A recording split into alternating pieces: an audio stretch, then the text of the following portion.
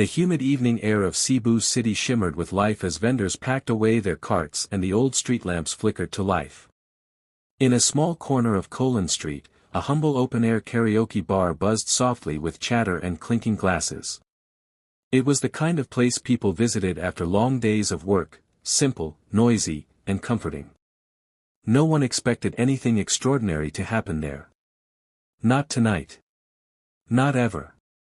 Rico Marasigan, a quiet 23-year-old pier worker, stood near the karaoke machine, nervously wiping his palms on his faded jeans. He wasn't the type to seek an audience. He never had the courage for that. But tonight, Mang Lito, the bar's kindly owner, insisted he try one song before going home. "Your voice is wasted on the waves and the cargo boxes," the old man teased. Reluctantly, Rico agreed. When the first gentle chords of "Can't Help Falling in Love" filled the room, Rico took a shaky breath. The moment he released the first note, something remarkable happened, the entire atmosphere shifted. His voice flowed out smooth and warm, carrying that familiar golden tremble, the deep velvet resonance that tugged at hearts. Conversations halted. Chopsticks froze midair. A group of foreign tourists spun around in disbelief. "That can't be real," one whispered. "He sounds exactly like Elvis." People stepped closer, drawn as if by gravity. Phones lifted, recording every second. Rico didn't notice. Eyes closed, he sang with the sincerity of someone who had never performed for applause, only for the comfort of memory, for the joy it once brought his late father, an Elvis fan who used to play old vinyl records on weekends. When the final note drifted into the night, the bar exploded with cheers. Rico opened his eyes, startled. For the first time in his life, he felt seen, truly seen. And the world had just discovered a voice it thought it had lost forever. By the next morning, the small karaoke bar on Colon Street had returned to its usual routine, tables wiped down, chairs stacked, and the faint smell of beer lingering in the air. Rico woke up thinking last night was just a strange dream, a moment of applause that would fade as quickly as it came. He didn't even know his performance had been recorded. But the rest of the world did. While Rico was preparing for another long shift at the pier, the videos filmed by tourists had begun spreading online like wildfire. One clip titled "Filipino Guy Sounds Exactly Like Elvis Presley" hit 10,000 views in an hour. Then 100,000. By noon, it passed 1 million. Comments flooded in. "This gave me chills. Elvis is alive in the Philippines. Someone please find this guy."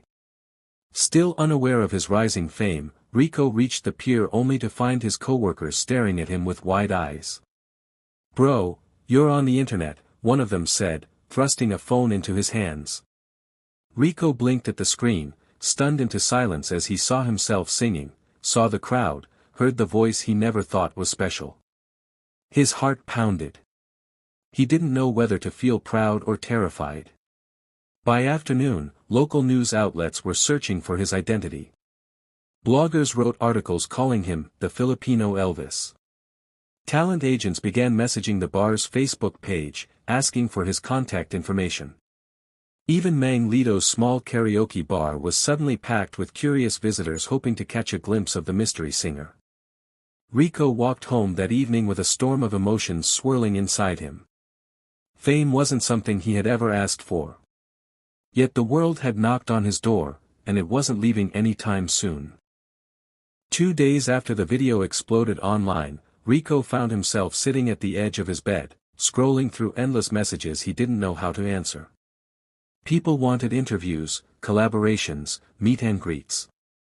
Some offered money. Others begged him to sing live. It all felt unreal, like watching someone else's life happen on his phone. That afternoon, as he helped unload crates at the pier, his boss waved him over. "Rico, someone big wants to talk to you." A well-dressed man in sunglasses stepped out of a black van. Rico recognized him instantly, Marco del Rosario, a celebrated musician and concert producer known throughout Manila. The kind of person who discovered stars. Marco extended a hand. You're the young man everyone's talking about. Rico swallowed hard, unsure how to respond.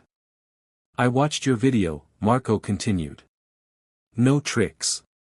No filters. Just a pure, powerful voice. I'm organizing a tribute concert in Manila next month. A show honoring legendary singers. And I want you to headline the Elvis segment. Rico's mouth went dry. Him. On a stage? In Manila?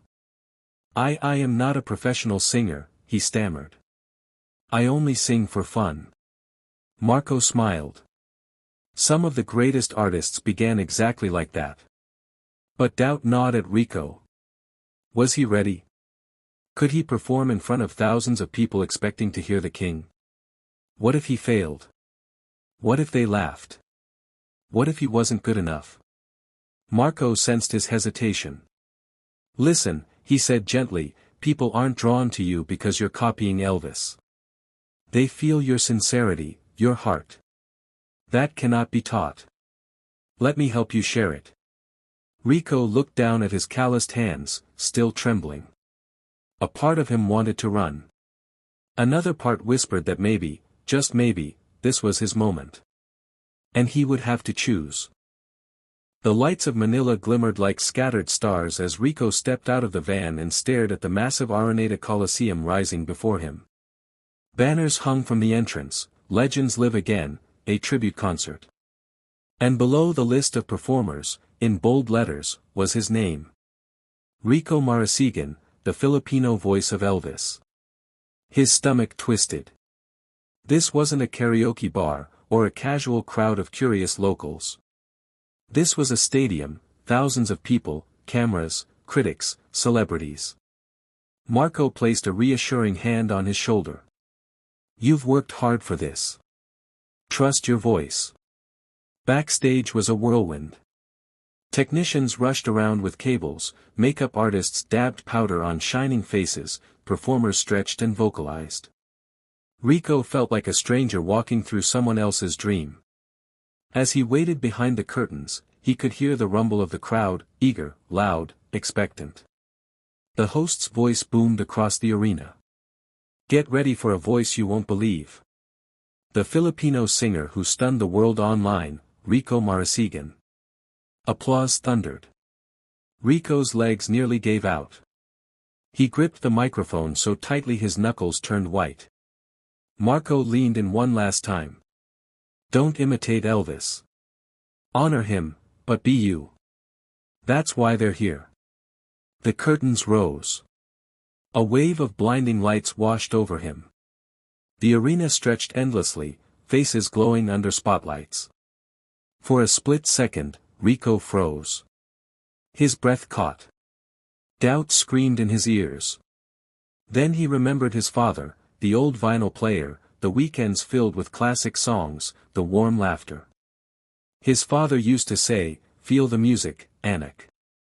Don't just sing it.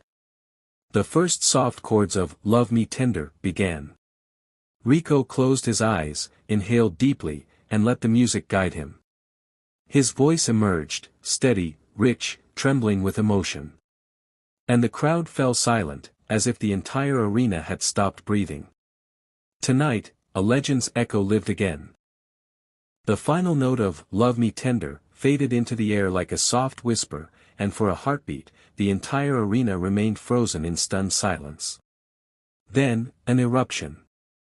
Cheers thundered, people stood, some with hands over their hearts, others wiping tears from their eyes.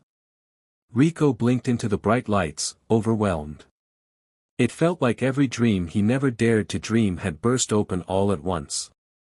Backstage, performers congratulated him, technicians high-fived him, and Marco wrapped him in a proud embrace. You didn't just sing Elvis, Marco said. You sang yourself. That's what makes you extraordinary. Over the next weeks, interviews poured in. Rico appeared on talk shows, radio programs, and music channels. But something strange happened, people weren't only calling him the Filipino Elvis anymore. They began calling him Rico Marasigan, the golden voice of Cebu. Listeners discovered the sincere, soulful warmth behind the Elvis-like tone, the music that belonged to him alone. Encouraged, Rico began writing his own songs.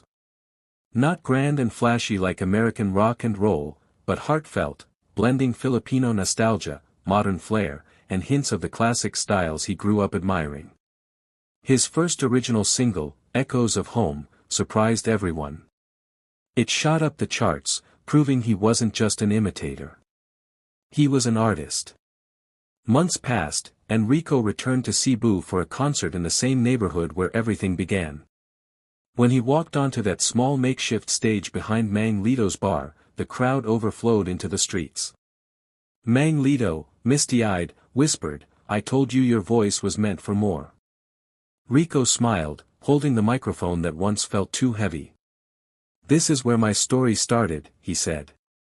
"And this voice, my voice, belongs to all of you." As he began to sing, the night filled not with Elvis's echo, but with the unmistakable sound of a legend rising in his own right.